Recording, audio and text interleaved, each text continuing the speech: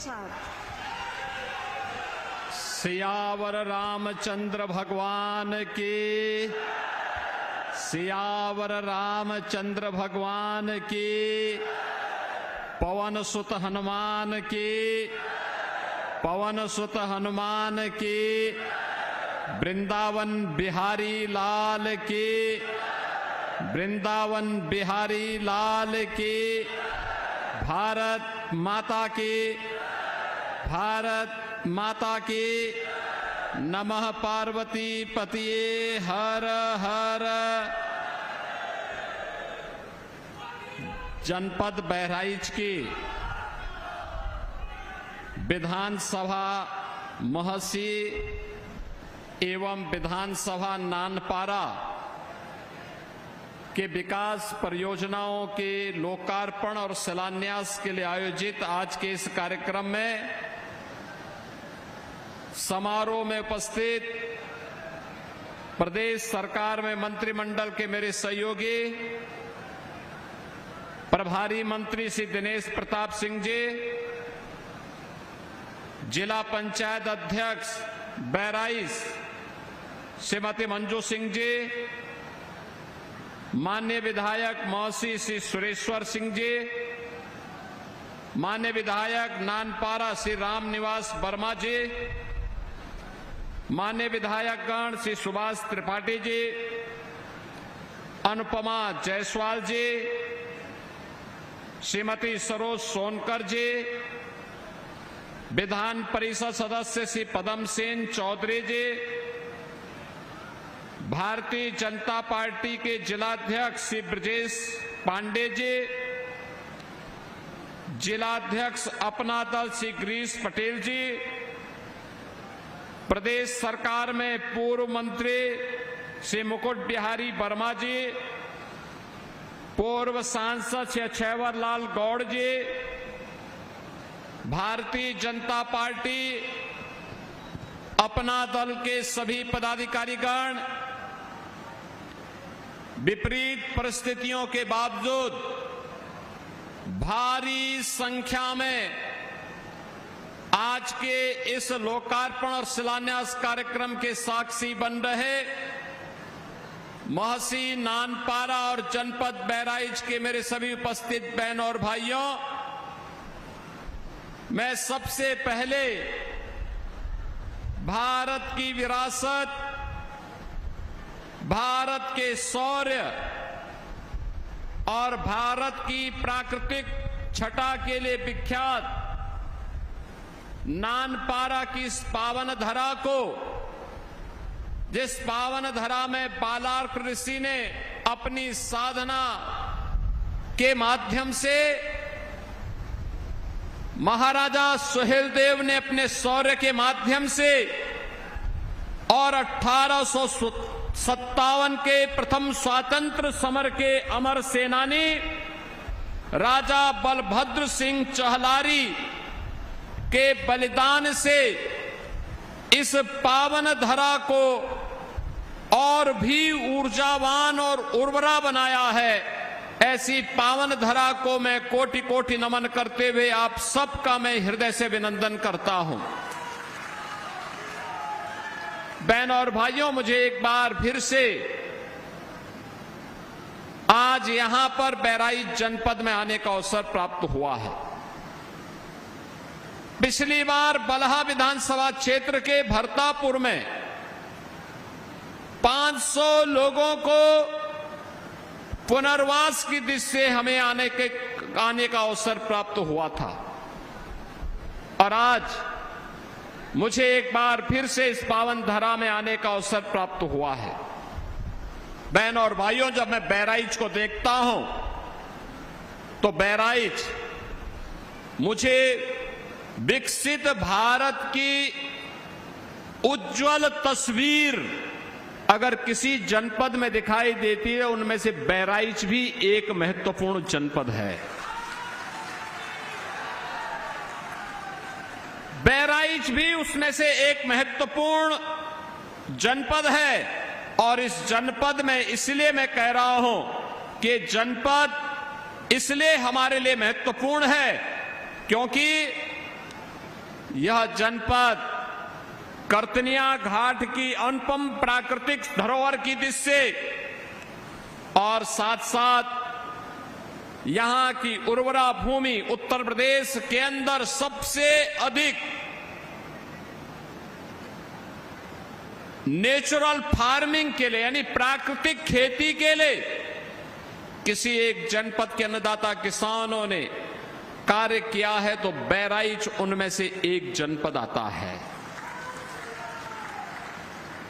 बहराइच उनमें से एक जनपद है और इसलिए मैं इस उर्वरा भूमि को, यहां के अन्नदाता किसानों को और ईश्वर प्रदत्त इस प्राकृतिक धरोहर कर्तनिया घाट और सरयू मैया के द्वारा प्रदत्त इस प्राकृतिक धरोहर के लिए भी आप सबको मैं बधाई देता हूं, आपका अभिनंदन करता हूं। और बहनों और भाइयों, इसीलिए आज 2 विधानसभाओं की 70 नई परियोजनाओं को लेकर के हम सब यहां पर उपस्थित हुए हैं। याद करिए, बहराइच जनपद आज से 9 वर्ष पहले ये एस्पिरेशनल जनपद था। एस्पिरेशनल जनपद का मतलब आकांक्षी बनकर के रह गया था, हाथ फैलाने के लिए मजबूर था। लैंड माफिया, भू mafia, sand mafia, one mafia, ये सभी इस जनपद पे हावी होकर के यहां की प्राकृतिक संसाधनों को लूटते थे। बदनाम यहां का आम नागरिक होता था। हर प्रकार की अवैध और अनैतिक गतिविधियों का संचालन सत्ता के संरक्षण में रहने वाले वे माफिया करते थे। बदनाम बहराइच जनपद होता था और आर्थिक स्थिति भी खराब होती थी, न केवल यहां के नागरिकों की बल्कि पूरे जनपद की। विकास के पायदान पर सबसे पीछे की श्रेणी में जो देश के अंदर 600 जनपदों में से सबसे बीमार 100 जनपदों की सूची प्रधानमंत्री मोदी जी ने नीति आयोग के माध्यम से जारी करवाई थी, उनमें से बहराइच एक जनपद था। लेकिन बहनों और भाइयों, आज जब बहराइच की इस विकास यात्रा को हम देखते हैं, कोई सोचता था ये बहराइच का बीमारूपन हर उस भारतीय को चिंतित करता था। बहराइच के बच्चों के असमय बीमारी की चपेट में आना हर एक नागरिक के लिए चिंता का विषय था। और वह हर व्यक्ति जो 1000 वर्ष पहले महाराजा सुहेल देव के शौर्य से परिचित रहा होगा, वह हर व्यक्ति जिसने महाराज बालार्क ऋषि के साधना और सिद्धि को देखा होगा, अनुभव किया होगा, वे हर व्यक्ति चिंतित हुआ करते थे। 1857 के प्रथम स्वातंत्र समर के अमर बलिदानी महाराजा बलभद्र सिंह चहलारी के बलिदान को जिसको भी स्मरण होगा, वह हर व्यक्ति चिंतित होता था। चिंतित नहीं होते थे तो ये कांग्रेसी और समाजवादी नहीं होते थे, क्योंकि विकास इनके एजेंडे में कभी नहीं था। इनके लिए एक वंश का विकास, एक परिवार का विकास, इनका स्वयं का विकास हो, यही इनके एजेंडे का हिस्सा था। और यही कारण था इन्होंने बहराइच की ओर ध्यान नहीं दिया और बहराइच की तरह अन्य जनपदों पे ध्यान न देने के कारण धीरे धीरे करके उत्तर प्रदेश के सामने पहचान का संकट खड़ा हो गया। बहनों और भाइयों, आज जब मैं बहराइच को देखता हूं, विकास की परियोजनाएं कोई सोचता था जिस महाराजा सुहेलदेव को स्वतंत्र भारत में सबसे पहले सम्मान मिलना चाहिए था, कांग्रेस ने नहीं दिया, समाजवादी पार्टी ने नहीं दिया। जिस महाराजा सुहेलदेव के स्मृति में मेले लगने चाहिए थे, कांग्रेस और समाजवादी पार्टी ने मेले नहीं आयोजित किए, बल्कि भारत को रौंदने के लिए, भारत को अपमानित करने के लिए, बहराइच को और मां पाटेश्वरी धाम को लूटने के लिए जो विदेशी आक्रांता सालार मसूद गाजी आया था, इन लोगों ने उस गाजी के नाम पर गाजी मियां का मेला लगाना प्रारंभ कर दिया था। हमारी सरकार जब आई, हमने बड़ी स्पष्टता के साथ कहा, यूपी की धरती पर ये नए भारत का नया यूपी है और नए भारत के नए यूपी में किसी विदेशी आक्रांता के स्मारक को भी हम स्वीकार नहीं करेंगे और उसके नाम पर कोई मेला और कोई आयोजन भी स्वीकार नहीं होना चाहिए।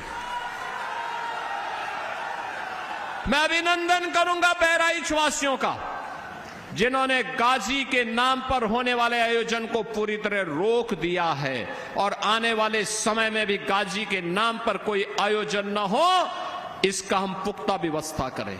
आयोजन होना चाहिए महाराजा सुहेलदेव के नाम पर। जो काम कांग्रेस और सपा नहीं कर सकती थी, क्योंकि इनको तो कब्रिस्तान की बाउंड्री बनाने और गाजी मियां का मेला कराने से ही फुर्सत नहीं था।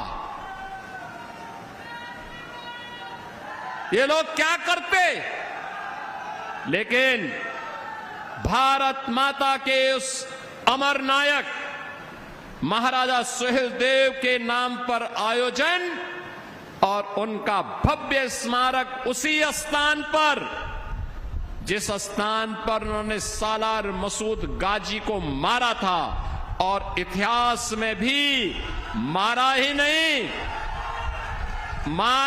नहीं, उस गाजी को ऐसी मौत मारा था जो इस्लाम में सबसे खराब मानी जाती है। सबसे खराब मानी जाती है। वह मौत की सजा दे करके भारत के शौर्य का परचम लहराने का काम महाराज सुहेलदेव ने किया था। महाराज सुहेलदेव की स्मृतियों को वर्तमान और भावी पीढ़ी तक पहुंचाने के लिए ये डबल इंजन की एनडीए की सरकार ने महाराजा सुहेलदेव का भव्य स्मारक बनाया है चित्तौड़ा नामक स्थान पर। भव्य स्मारक जो कार्य 1947 में होना चाहिए था, 48 में होना चाहिए था, वह कार्य मोदी जी के प्रधानमंत्री बनने के बाद और उत्तर प्रदेश में डबल इंजन सरकार बनने के बाद ही ये काम हो पाया है। और इसलिए बहनों और भाइयों, आज बहराइच अपने गौरव के साथ आगे बढ़ रहा है। आज बहराइच में महाराजा सुहेलदेव के नाम पर मेडिकल कॉलेज है,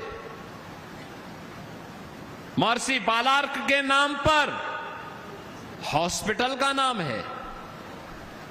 आज बहराइच से लखनऊ तक 4 लेन की सड़क के निर्माण के लिए धनराशि स्वीकृत हुई है और आज तो बहराइच एक बार फिर से नए बहराइच के रूप में आगे बढ़ता हुआ दिखाई दे रहा है।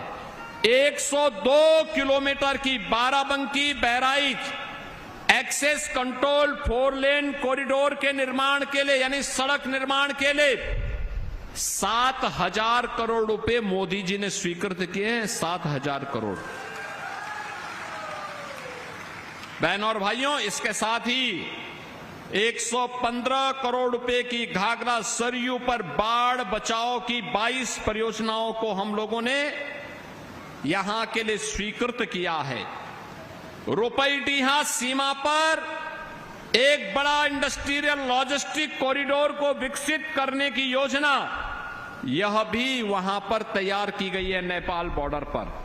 और इन सब कार्यों के कारण अब मैं कह सकता हूं एस्पिरेशनल डिस्ट्रिक्ट से इंस्पिरेशनल डिस्ट्रिक्ट बना है हमारा बहराइच। यानी बहराइच में अब पूरे देश के अंदर अब नए जो डाटा आते हैं जिसमें बहराइच सबसे पीछे रहता था, अब देश के अंदर जब बुनियादी ढांचे में पूरे देश में एस्पिरेशनल डिस्ट्रिक्ट की रैंकिंग जारी होती है, तब देश के अंदर पहली रैंक स्थापित किया है बहराइच ने। कृषि में दूसरी रैंक आई है बहराइच की, और शिक्षा में बहराइच की आई है चौथी रैंक। ये है अब बहराइच की नई पहचान। बहनों और भाइयों, बहराइच की इस उपलब्धि के लिए नीति आयोग ने 21 करोड़ रुपए भी बहराइच जनपद को अलग से दिए हैं। अब तो बहराइच से खलीलाबाद के बीच में रेलवे लाइन के निर्माण के लिए भी भूमि अधिग्रहण का काम चल रहा है, और गोरखपुर से शामली तक एक इकोनॉमिक कॉरिडोर बनने जा रहा है। इसमें भी बहराइच से होकर के वह कॉरिडोर जाएगा। यानी ये जितना इंफ्रास्ट्रक्चर विकसित हो रहा है, आने वाले समय में बहराइच उद्योग और निवेश के एक नए केंद्र के रूप में विकसित होगा। और निवेश का मतलब नौजवानों के लिए रोजगार, नौजवान के लिए नौकरी, महिलाओं के स्वावलंबन के कार्यक्रम, और इन सभी कार्यक्रमों को आगे बढ़ाते हुए इस दौरान 12 कस्तूरबा बालिका विद्यालय को अपग्रेड किया गया है, 12वीं तक किया गया है। 32 राजकीय नवीन हाई स्कूल और राजकीय इंटर कॉलेज, 2 राजकीय बालिका इंटर कॉलेज का निर्माण का कार्य और उनके उन्नयन का कार्य किया गया है। 2 मुख्यमंत्री कंपोजिट विद्यालय का निर्माण की परियोजना यहां चल रही है। और इसके साथ ही जो मैंने बताया था, दलित, वंचित, पिछड़ी जाति के 500 ऐसे लोग जो भरतापुर में विस्थापित हो चुके थे, उन सब के पुनर्वास के लिए भी उनकी एक नई कॉलोनी भरतापुर में बन रही है। बहनों और भाइयों, अब बहराइच रुकने वाला नहीं है। लेकिन मैं पूछना चाहता हूं, जो ये कार्य डबल इंजन की सरकार ने किया है, यह तब संभव हो पाया है जब आपके द्वारा चुने गए विधायक दिन रात एक मेहनत करते हैं। जब मेहनत करते हैं, दिन रात मेहनत करते हैं, लखनऊ दिल्ली में उसके लिए पैरवी करते हैं, सांसद जी दिल्ली में, विधायकगण लखनऊ में पैरवी करते हैं, तब ये योजनाएं आपके जिले में आती हैं, तब विकास की योजनाओं का लाभ आपको मिल पाता है। हम लोग भी बार बार आते हैं, इसीलिए आते हैं देखने के लिए क्या प्रोग्रेस है। बहनों और भाइयों, 17 के पहले यही तो समस्या थी। 17 के पहले उत्तर प्रदेश में समाजवादी पार्टी की सरकार थी, तो बबुआ तो 12 बजे सो के उठते थे, 2 बजे तक तैयार होते थे। चच्चू जब उनको बताते थे कि क्या होना चाहिए, तो उनकी समझ ही में नहीं आता था कि चच्चू बोल क्या रहे हैं। फिर 5 बजे जिम चले गए, 6:30 7 बजे तक आए, तो उसके बाद उनकी अपनी महफिल जम जाती थी, और फिर प्रदेश के बंटाधार की सभी योजनाएं वहीं पे इनके द्वारा समाप्त कर दी जाती थी। विकास होता कैसे? यूपी के नौजवान के सामने पहचान का संकट, अन्नदाता किसान आत्महत्या करने के लिए मजबूर होता था, न बेटी सुरक्षित थी, न व्यापारी सुरक्षित था। पर्व और त्योहार के पहले उपद्रव हो जाता था, तब कोई विकास की योजना नहीं थी, कोई पुरसाहाल नहीं था, न सड़क थी, न बिजली थी, न गरीब के लिए आवास था, न राशन की सुविधा थी, न आयुष्मान की सुविधा थी। आज जो ये पैसा आ रहा है, ऐसा नहीं कि पैसा तब नहीं था, पैसा तब भी था, लेकिन नीयत साफ नहीं थी। नीयत साफ नहीं थी, तब सिपाही खानदान सारे पैसे को हड़प जाता था। कहीं चाचा ने, कहीं भतीजे ने, कहीं किसी और नातेदार रिश्तेदार ने, क्योंकि महाभारत के सारे रिश्ते वहां थे, सारे रिश्ते महाभारत के थे। खूब लूट खसोड़ चलती थी, खूब अराजकता फैलती थी, और अगर किसी ने आवाज उठा दी तो फिर उसके घर को ये लोग कब्जा कर देते थे। और आज मैं कह सकता हूं, आज योजना का लाभ मिल रहा है 16 करोड़ गरीबों को फ्री में राशन, 11 करोड़ गरीबों को आयुष्मान भारत का 5 लाख रुपए की स्वास्थ्य बीमा का कवर।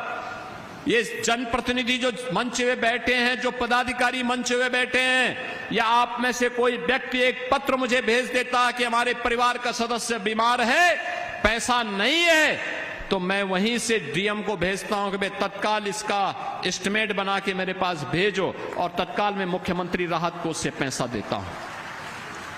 हम चेहरा नहीं देखते, हम जाति नहीं पूछते,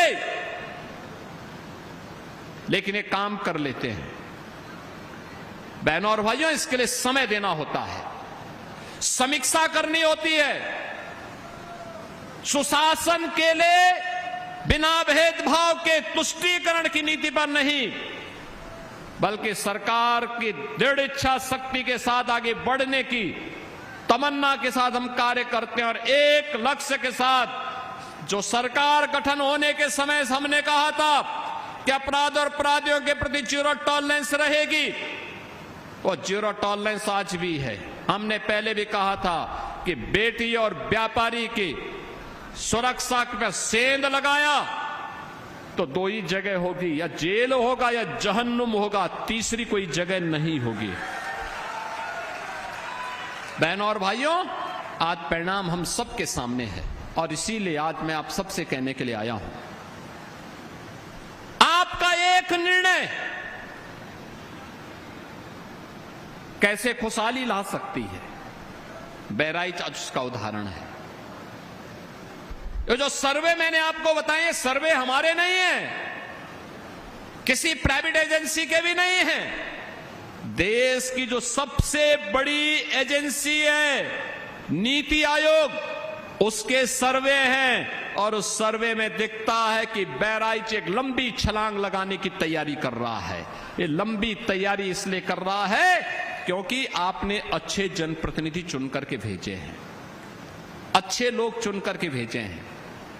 इन लोगों की मेहनत, इनका प्रयास आज विकास के रूप में आप सबके सामने आता है, और विकास की परियोजनाएं जब आगे बढ़ती हैं तो परिणाम आता है, और उसी परिणाम को देने के लिए आज मैं आपके बीच आया हूं, आपसे कहने के लिए कि बहराइच के पास इन संभावनाओं को और मजबूती देने के लिए आज बहराइच को फिर से उसकी पहचान को आगे बढ़ाने के लिए, याद करिए ना, कभी भारत की सत्ता का संचालन का केंद्र बिंदु यह क्षेत्र हुआ करता था। याद करिए, भगवान राम के पुत्र लव ने श्रावस्ती को अपनी राजधानी बसाई थी। याद करिए, महाराजा सुहेलदेव और महर्षि बालार ऋषि, इन दोनों की भूमि ये बहराइच है। फिर बहराइच पिछड़ा कैसे हो सकता था? ये पिछड़ा कैसे हो सकता था? ये बीमारू कैसे हो सकता था? बीमारू बहराइच नहीं था, बीमारू उस समय की सरकारों की मानसिकता थी, जिन्होंने अपनी बीमारू मानसिकता के नाते आपको भी पीछे धकेल दिया था, आगे नहीं बढ़ने दिया था। लेकिन जैसे ही प्रधानमंत्री मोदी जी के नेतृत्व में भारतीय जनता पार्टी की डबल इंजन की सरकार आई, यूपी में डबल इंजन की सरकार आई, आज बहनों और भाइयों आप देखते होंगे परिवर्तन, हर क्षेत्र में परिवर्तन। अब उपद्रव नहीं होता है, अब तो उत्सव प्रदेश के रूप में यूपी ने एक नई पहचान बनाई है। याद करिए, आज से 10 वर्ष पहले आप में बहुत सारे लोग होंगे जिन्हें देश के अंदर अलग अलग राज्यों में जाने का अवसर प्राप्त हुआ होगा। इससे पहले जाते थे, अपनी पहचान छुपाते थे, और अगर गलती से आपने अपनी पहचान बता दी थी तो लोग आपको हेद इससे देखते थे, शंका करते थे। लेकिन बहनों और भाइयों, आज आप जाइए, देश के अंदर कहीं जाएंगे, आपने यूपी बोल दिया, आपने बहराइच बोल दिया, आपने अयोध्या बोल दिया, सामने वाले के चेहरे पर चमक आती है और उसके इच्छा होती है, अगर वो 10 कदम दूर भी है तो 10 कदम चल करके वो आपसे गले मिलने का प्रयास करता है कि वाह, उत्तर प्रदेश की धरती से ये है आज आपकी पहचान। जहां पर पहचान पर संकट नहीं है, भारत की विरासत की भूमि बनकर के यूपी उभरा है।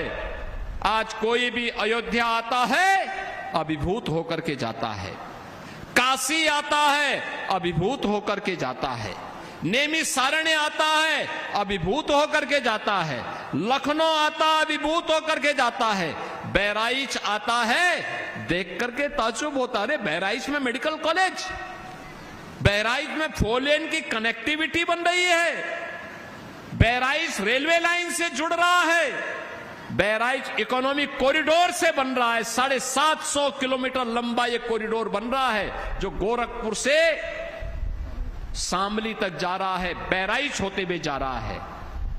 बहनों और भाइयों, ये है विकास की यात्रा, और उस विकास की यात्रा में आपको सहभागी बनाने के लिए आज मुझे यहां आने का अवसर प्राप्त हुआ है। आप सबसे मेरी अपील होगी, बरसात का समय है, बरसात के समय में हमने मच्छर और माफिया को तो समाप्त किया है, लेकिन आपसे अपील है, अभी भी वन्य जीवों का खतरा बना हुआ है।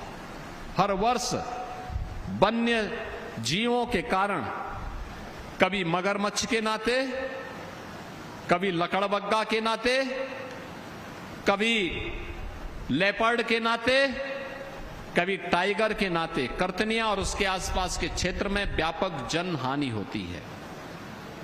सतर्कता और सावधानी, वन विभाग से भी और प्रशासन से मैं कहूंगा, पेट्रोलिंग बढ़ाएं, लाइट की व्यवस्था करें, जिन घरों में दरवाजे नहीं वहां दरवाजे लगवाने की व्यवस्था करें, प्रशासन भी प्रयास करे और उन लोगों को सहायता भी दे जिन लोगों के पास दरवाजे नहीं, उनको घर बना करके दे। एक भी जनहानि होती है तो हमें पीड़ा होती है, हमें कष्ट होता है, उस व्यक्ति के साथ हमारी संवेदना जुड़ती है, और इसीलिए जनहानि न हो, सतर्कता इसके लिए। कौन क्षेत्र हैं जो मगरमच्छ की दृष्टि से संवेदनशील हैं, वहां पे लोगों को सतर्क रखना, छोटे बच्चों को न जाने देना। कोई निकला है तो अपने हाथ में डंडा, मजबूत डंडा लेकर के चले, अगर अचानक कोई हमला कर रहा है तो आप डंडा दिखा सके। तो जंगली जानवर भी भागेगा, रात्रि के समय नहीं जाना, क्योंकि ये जितने भी जानवर होते हैं, जितने भी जलीय जीव होते हैं, ये हमला कभी भी कर सकते हैं, और इसलिए उसके प्रति सतर्कता भी हमारी सब सुरक्षा के लिए सबसे बड़ी वो। सरकार बिना परमिशन के उनको मारेगी तो तमाम पर्यावरण विशेषज्ञ और तमाम जीव जंतु संरक्षण के लिए काम करने वाले एनजीओ आज धमकेंगे। जब वह कहीं कोई जनहानि करता है तो हमें आकर के कठोर निर्णय लेना होता है, लेकिन एक जीव सृष्टि की सहअस्तित्व को ध्यान में रखते हुए, जैव विविधता को देखते हुए, उनको भी नुकसान न हो, लेकिन उससे महत्वपूर्ण है मनुष्यों को भी नुकसान न हो।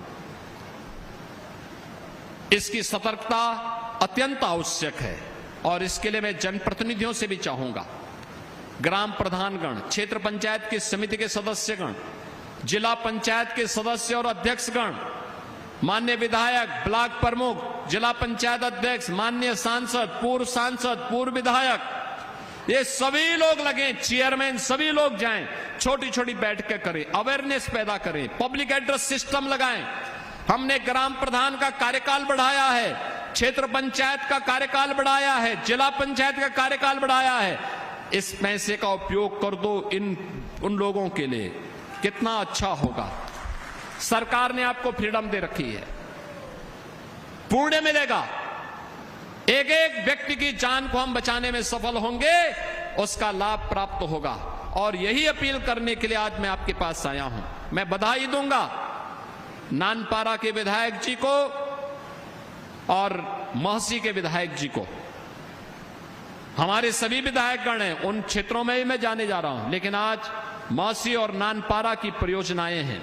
मैं इसके लिए रामनिवास वर्मा जी को, सुरेश्वर सिंह जी को हृदय से बधाई देता हूं इन परियोजनाओं की। आप सभी बहराइच वासियों को, नानपारा और महसी विधानसभा क्षेत्र की जनता जनार्दन को भी मैं बधाई देता हूं। ये जो आज सैकड़ों करोड़ की 70 परियोजनाएं आज इन दोनों विधानसभाओं के लिए दी जा रही हैं, इनसे आपके विकास को एक गति मिलेगी और वह गति आपके वर्तमान और भविष्य को प्रगति के पथ पर अग्रसर करेगी। इसी विश्वास के साथ मैं एक बार फिर से आप सभी को आज के इस आयोजन के अवसर पर हृदय से बधाई देता हूं, अपनी शुभकामनाएं देता हूं और विश्वास करता हूं बहराइच को हम विकास के पथ पर निरंतर अग्रसर करने में सफल होंगे। आप सबके प्रति मेरी मंगलमय शुभकामनाएं हैं। धन्यवाद। जय हिंद, जय जय श्री राम।